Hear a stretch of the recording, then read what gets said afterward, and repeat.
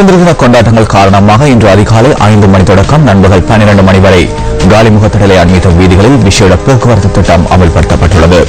காலிமுகத்திடல் தொடக்கம் பழைய பாராளுமன்றம் வரையான வீதி காலை 5 மணி முதல் முழுமையாக மூடப்பட்டுள்ளதாக வீதி பாதுகாப்பு மற்றும் போக்குவரத்து பிரதி போலீஸ் மா அதிபர் அமரசிறி சேனாரத்ன குறிப்பிட்டுள்ளார். காலை 5 மணி முதல் சாய்த்திய வீதியும் முழுமையாக மூடப்பட்டுள்ளது. காலை 7 மணி முதல் நண்பகல் 12 மணி வரை லேக் ஹவுஸ் சுற்றுவட்டம் தொடக்கம் பழைய பாராளுமன்றம் வரையான வீதி முழுமையாக மூடப்பட உள்ளது.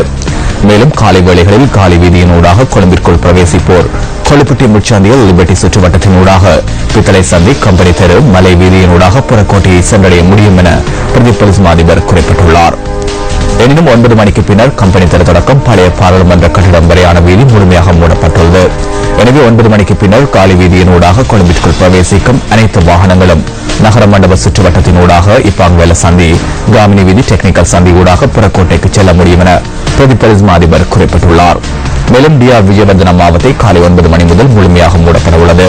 ஆகவே குறித்த வீதியினூடாக அலுவலகங்களுக்கு செல்லும் உத்தியோகஸ்தர்கள் உரிய நேரத்திற்கு போக்குவரத்தினை மேற்கொண்டு தாமதங்களை தவிர்த்துக் கொள்ளுமாறும் வீதி பாதுகாப்பு மற்றும் போக்குவரத்து பிரதி போலீஸ் மா அதிபர் அமரசிறி சேனாரத்ன தெரிவித்துள்ளார்.